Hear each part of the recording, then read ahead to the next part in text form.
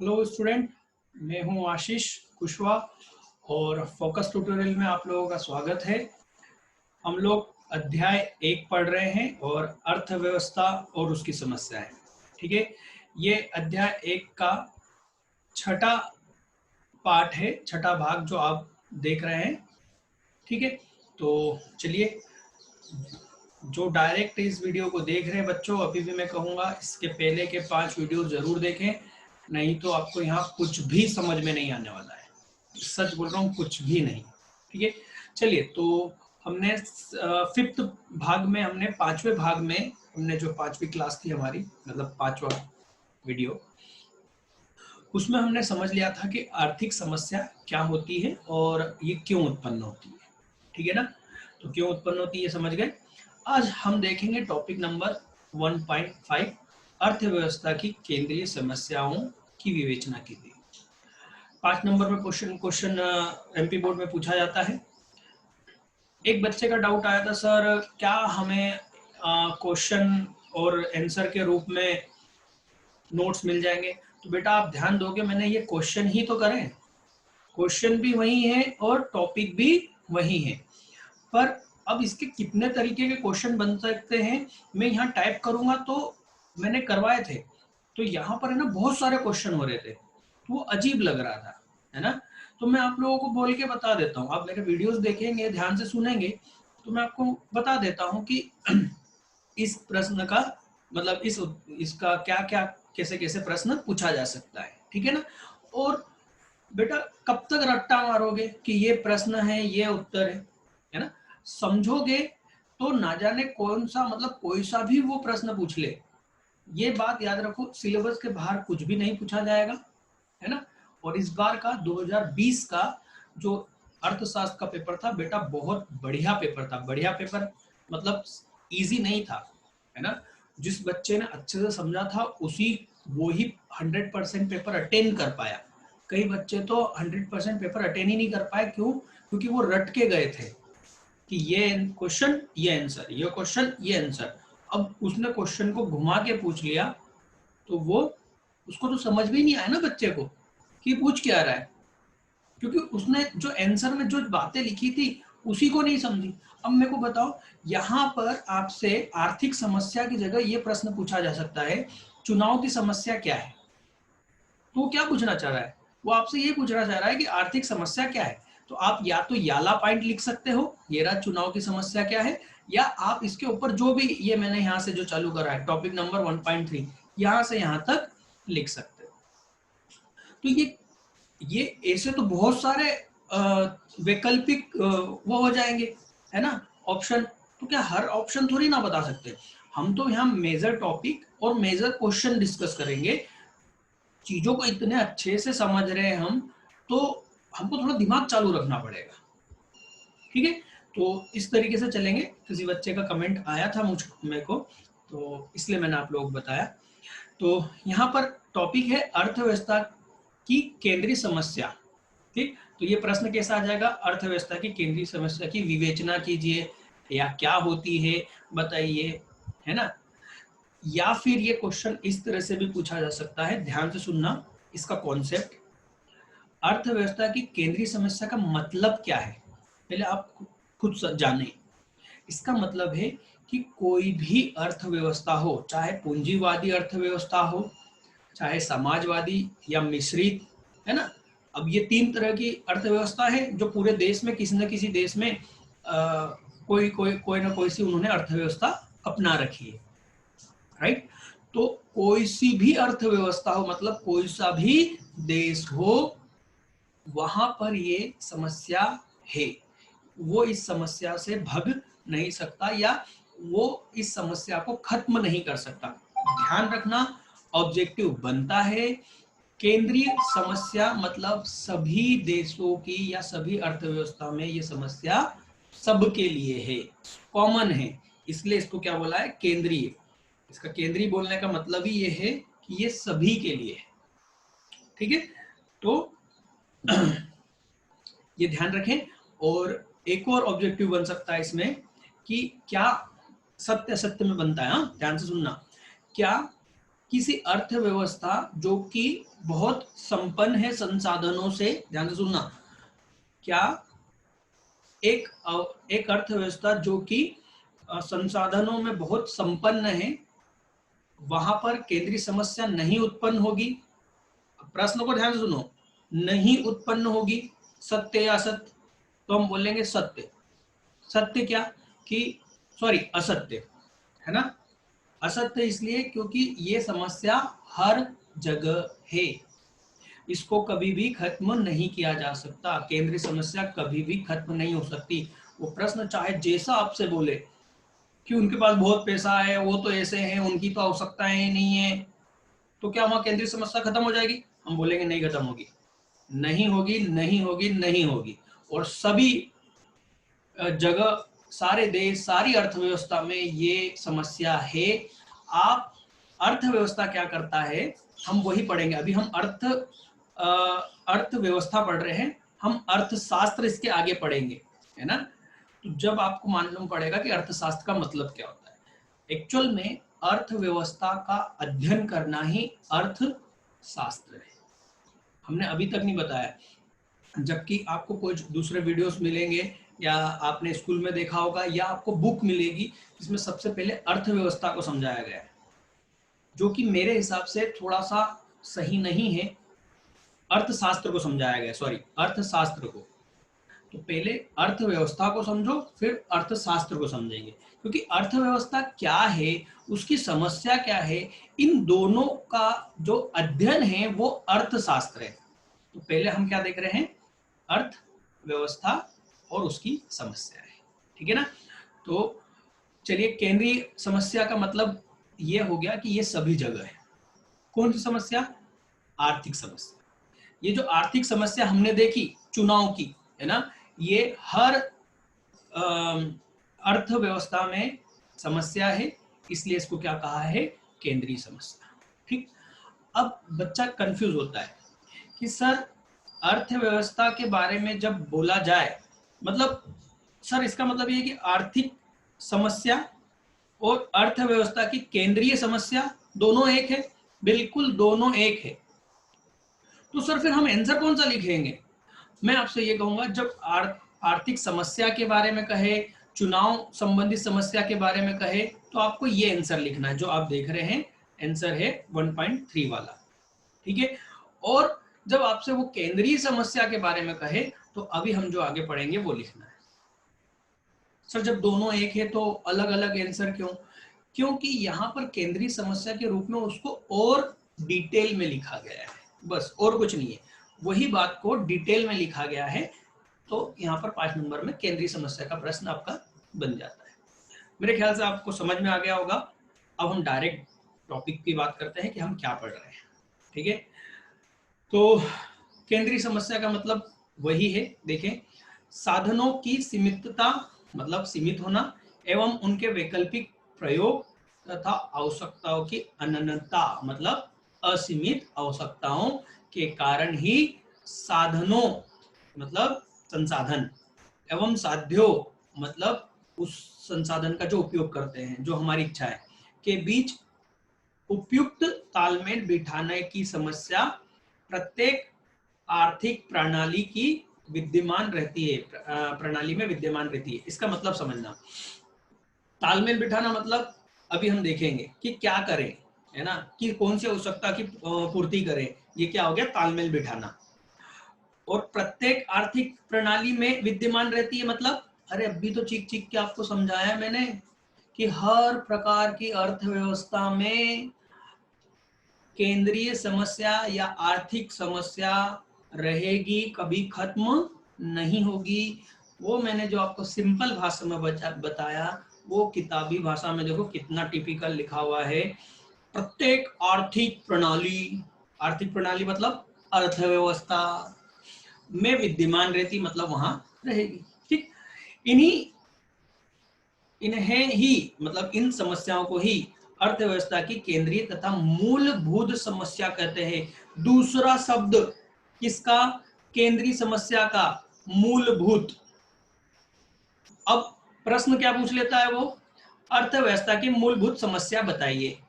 अब बच्चा रट के गया था केंद्रीय समस्या, सर मैं तो केंद्रीय समस्या अच्छे से रट के गया था, ये ना जाने इसने क्या पूछ लिया। बेटा तूने ध्यान से जो रटा था ना उसको थोड़ा सा ध्यान दिमाग लगा के पढ़ लिया होता तो ये 5 नंबर तेरे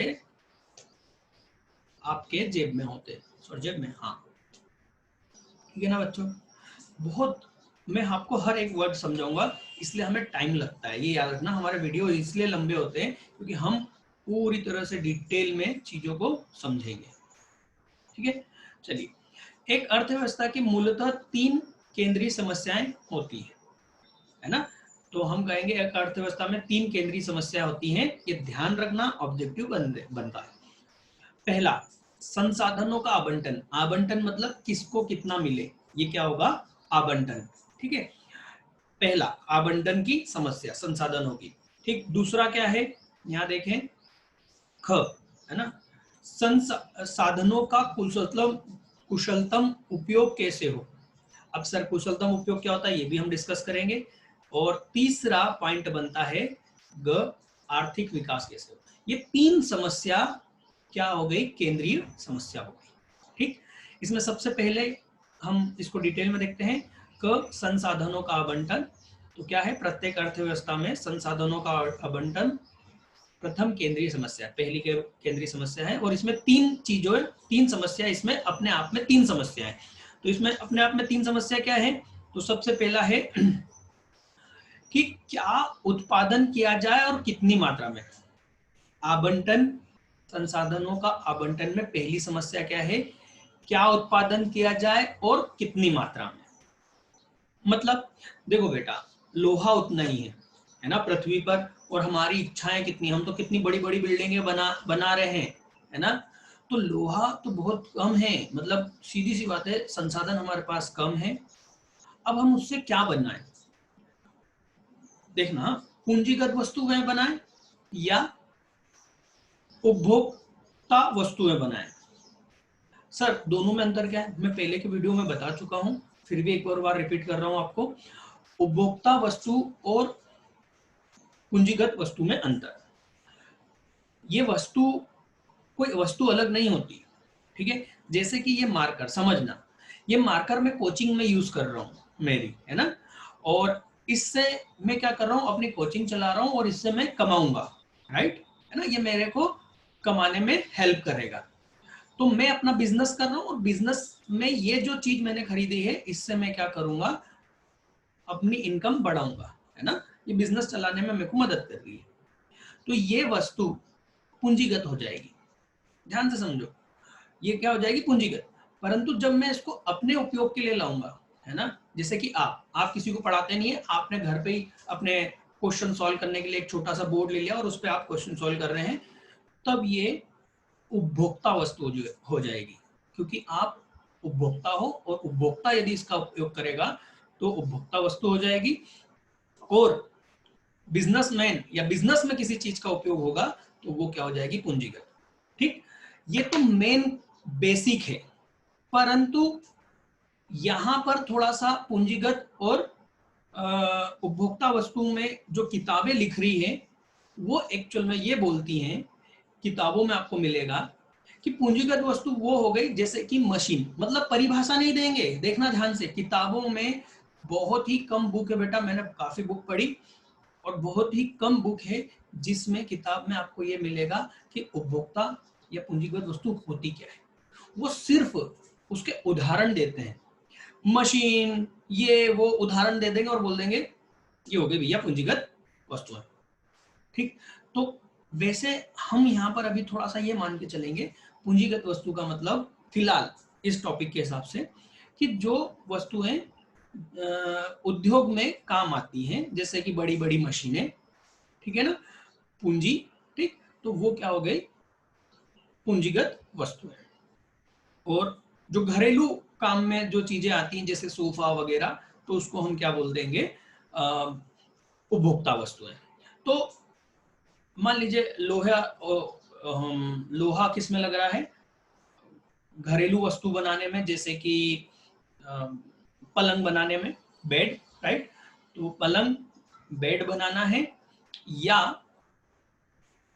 आपको पूंजीगत वस्तु जैसे कि मशीन बनाना है, ये एक समस्या है। सर समस्या क्यों है, दोनों बना लेते हैं। अरे इतना लोहा नहीं है।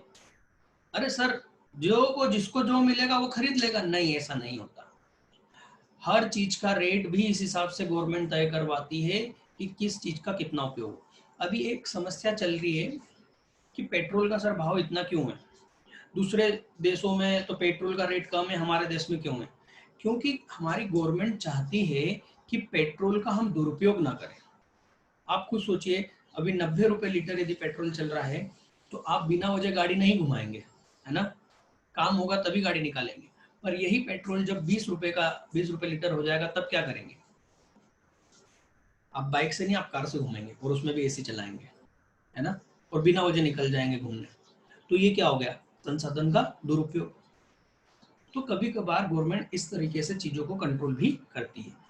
तो वही पूंजीगत वस्तु बनाना है या उपभोक्ता वस्तु बनाना है, और वो भी कितनी मात्रा में।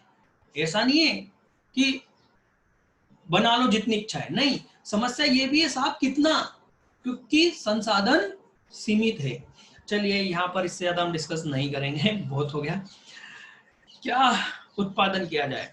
प्रत्येक अर्थव्यवस्था, देखो प्रत्येक अर्थव्यवस्था बार बार बोल रहा है वो आपको कि भैया ये हर अर्थव्यवस्था में है ना, कि सबसे पहली समस्या यह है कि कौन सी वस्तु और सेवाओं का उत्पादन किया जाए। ये जो मैं पढ़ा रहा हूँ ये क्या है? सेवा है। किया जाए और कितनी मात्रा में, और ये भी तय करना होता है कि कितनी मात्रा में उत्पादन किया जाए जिससे कि व्यक्ति की अधिकतम आवश्यकताओं को पूरा किया जा सके।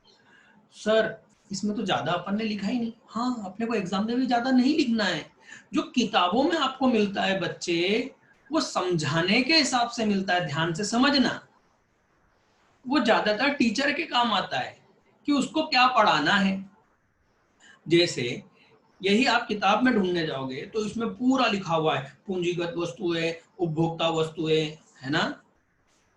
वो तो मैंने पढ़ के आपको समझा दिया, हाँ या ना? ठीक है ना? यदि आप वो लिखने जाओगे तो ये आंसर बहुत बड़ा हो जाएगा और आपको टाइम कम पड़ेगा, और एग्जामिनर आपसे ये चाहता ही नहीं है कि आप उसको समझाओ। परीक्षा में तो आपको ये बताना होता है कि आप क्या समझते हो। ये बहुत अंतर है बच्चों। दिक्कत ये है कि हम एग्जाम किस मानसिकता से वो कॉपी चेक कर रहा है, हम ये समझने की कोशिश ही नहीं करते। हम तो बस जो है लिखते जाते हैं। तो इतना सही लिखना है पर इतना पूरा लिखना है ना, इसमें छोड़ना नहीं। खास बात ये नीचे वाली लाइन क्या, कि इस प्रकार मतलब समस्या ये है कि कितना उत्पादन किया जाए और कितनी मात्रा में, इसलिए कि व्यक्ति की आवश्यकताएं, अधिकतम आवश्यकताएं क्या हो, पूरी हो सके। ये हमको डिसीजन लेना पड़ता है। ठीक, यहाँ पर नेक्स्ट आ गया, कैसे उत्पादन किया जाए। तो अर्थव्यवस्था में, अच्छा सर कैसे उत्पादन मतलब? बेटा देखो, दो चीजें चलती है यहाँ। देखो ये श्रम प्रधान तकनीक और पूंजी प्रधान तकनीक। श्रम प्रधान का मतलब होता है जहां पर अधिकतम काम कैसे हो, मानव द्वारा हो रहे हो। और पूंजी प्रधान तकनीक का मतलब होता है जहां अधिकतम, ज्यादा से ज्यादा काम मशीनों के द्वारा हो रहा हो। जैसे इंडिया में आज भी खेती श्रम प्रधान तकनीक से की जाती है। मतलब हमारे यहाँ ज्यादा मजदूर लगते हैं और मशीनों का काम हम कम लेते हैं। और सर हम ट्रैक्टर का तो उपयोग करते हैं ना। बेटा ट्रैक्टर एक और मजदूर ज्यादा, बात समझ में आ रही है? ट्रैक्टर एक मजदूर ज्यादा, ये क्या हो गया? श्रम प्रधान। ऑस्ट्रेलिया, बेटा ऑस्ट्रेलिया सच में कृषि प्रधान देश तो मैं कहूंगा ऑस्ट्रेलिया है। ऑस्ट्रेलिया में कृषि की बहुत इनकम है और वो लोगों के पास जमीन बहुत है, पर समस्या वहां पर भी है। हाँ? तो वहां पर वो श्रम प्रधान की बजाय पूंजी प्रधान तकनीक करते हैं। आप देखना यूट्यूब पे डाल के देखना, कृषि एग्रीकल्चर इन ऑस्ट्रेलिया ऐसा टाइप करके आपको मिलेगा। वहाँ हर मतलब बहुत सी ऐसी चीजें जो आप सोच भी नहीं सकते हैं, वो उसके वहां पर मशीनें हैं खेती में, है ना? क्योंकि वहां एक आदमी और कई 100 एकड़ जमीन, ठीक है, वहां मजदूर नहीं मिलते। वहां समस्या ये है, वहां मजदूर नहीं मिलते। क्यों? सबके पास जमीन है। समझ में आ रही बात? तो वहां पर किससे काम करना पड़ता है? पूंजी प्रधान तकनीक से।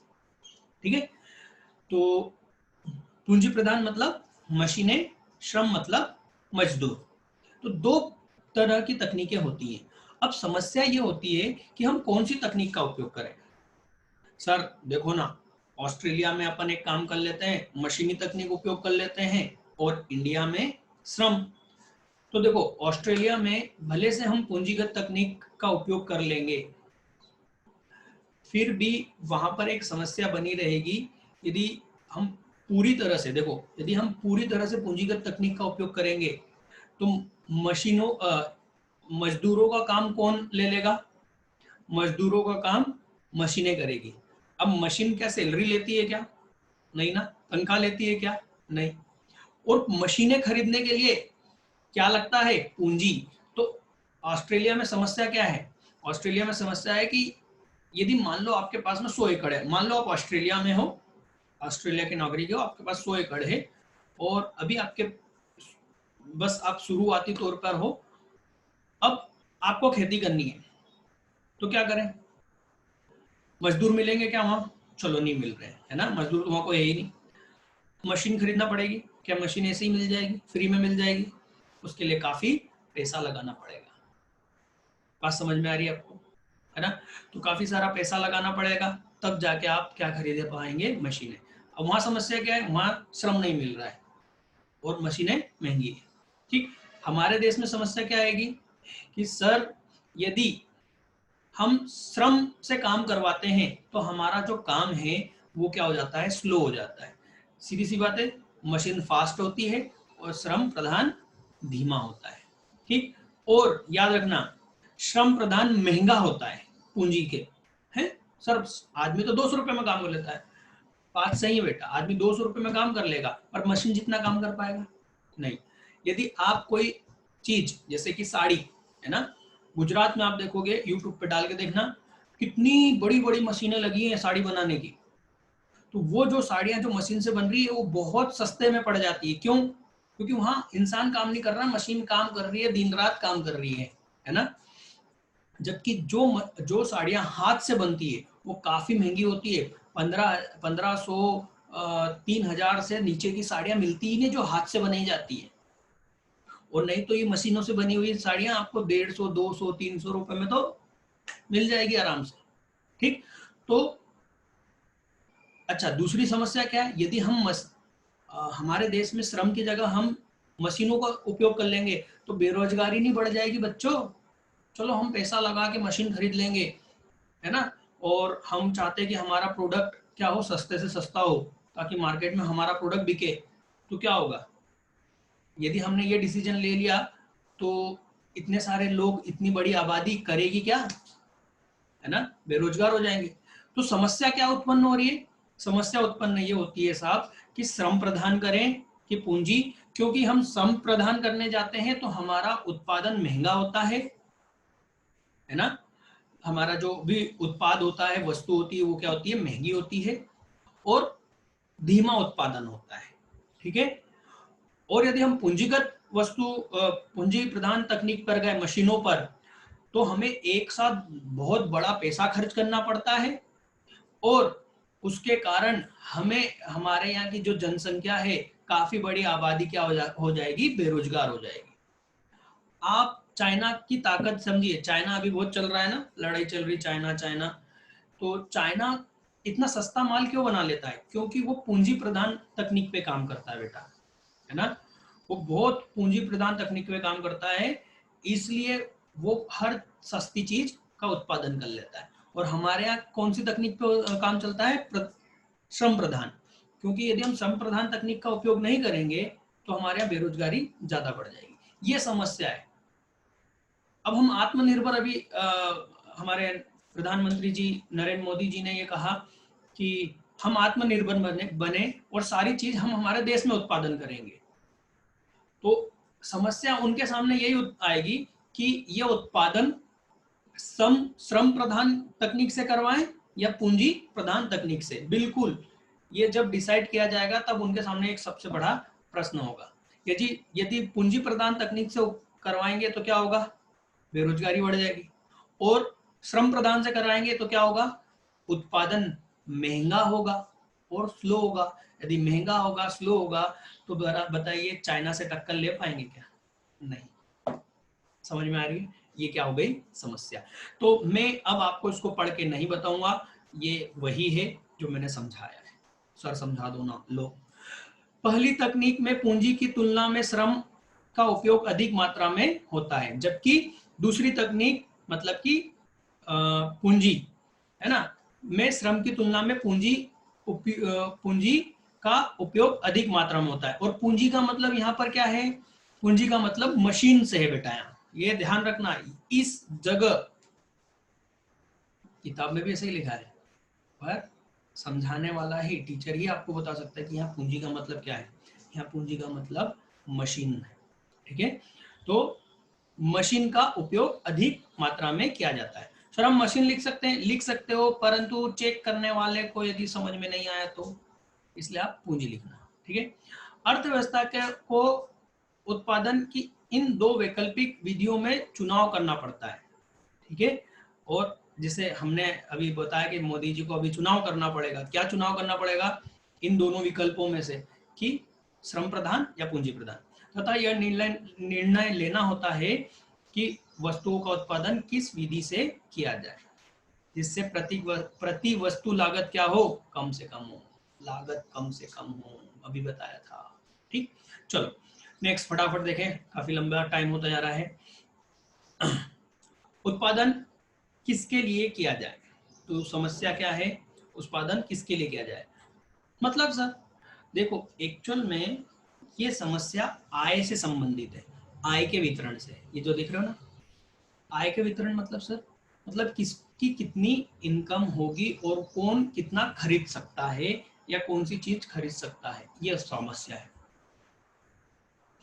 मतलब देखो बेटा, यदि हम अनाज का भाव है ना, आपने देखा होगा कुछ बहुत सी चीजों को हमारे देश में सरकार उसका रेट, उसकी कीमत तय करती है।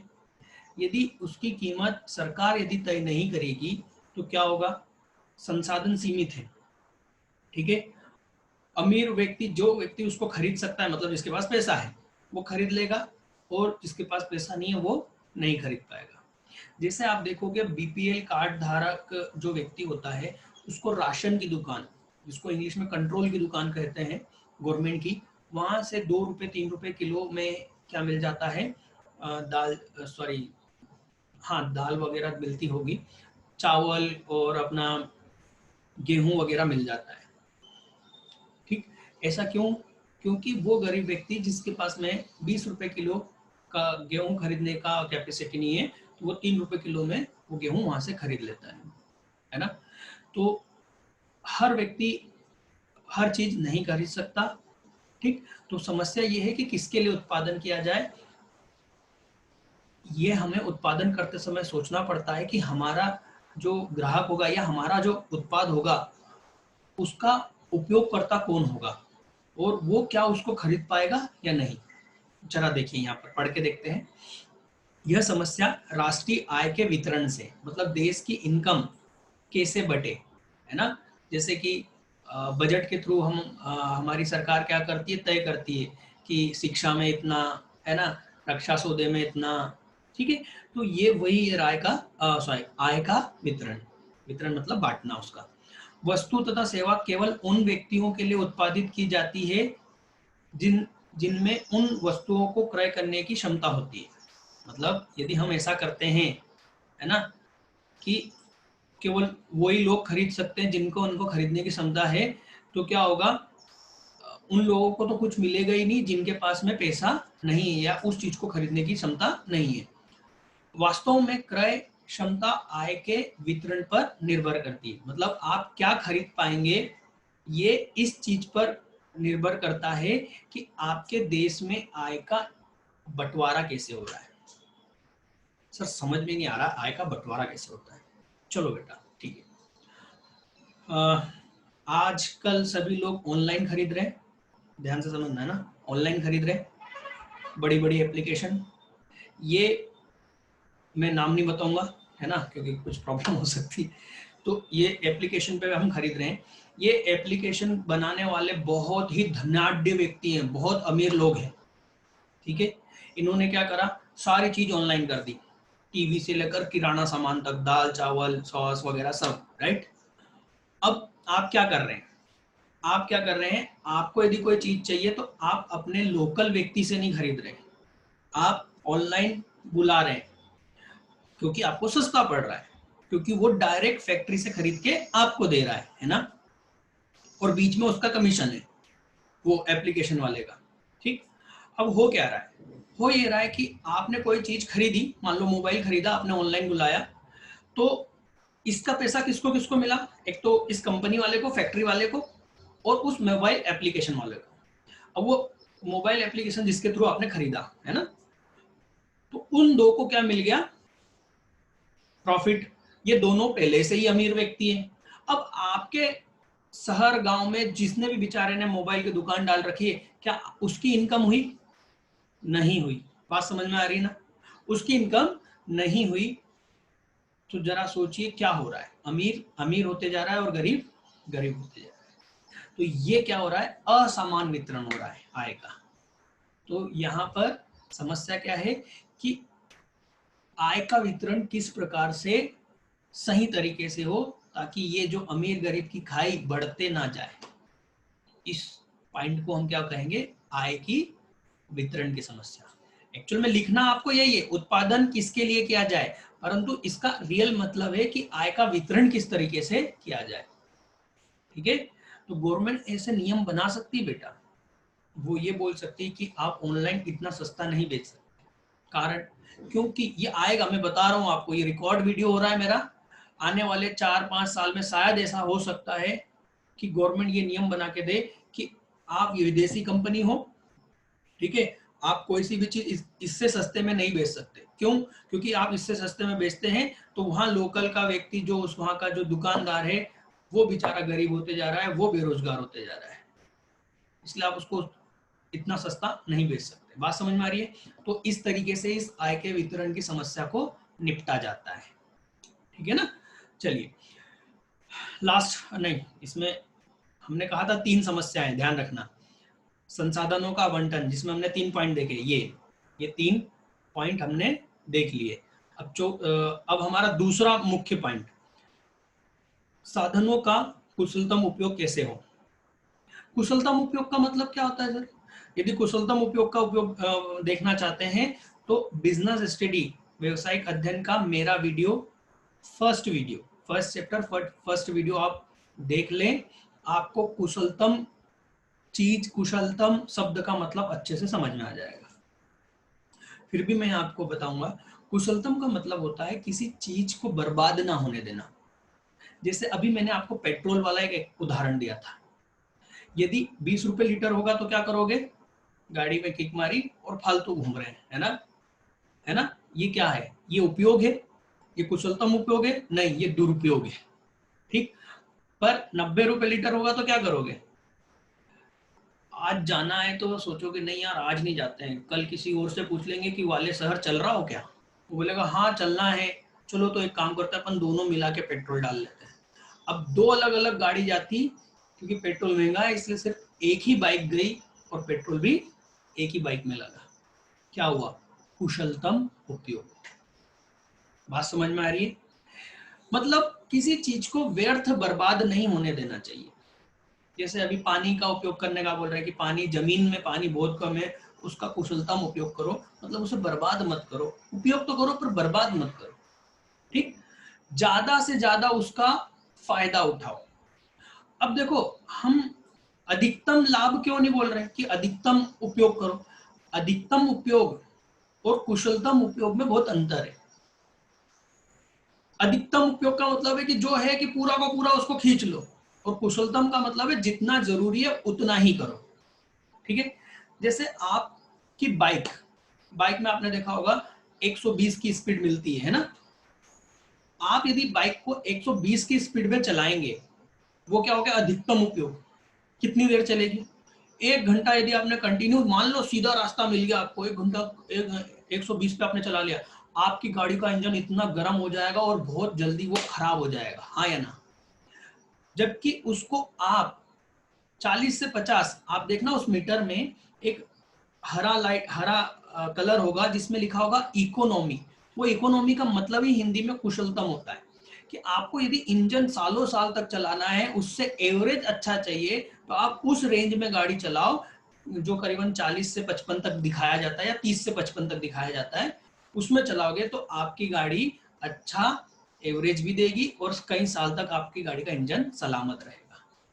अब आपको मेरे ख्याल से कुशलतम उपयोग का मतलब समझ में आ गया होगा।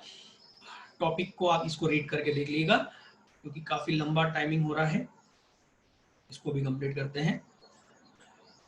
आर्थिक विकास कैसे हो, तो आर्थिक विकास कैसे हो, वही आज हमारे देश की सबसे बड़ी प्रॉब्लम तो यही है।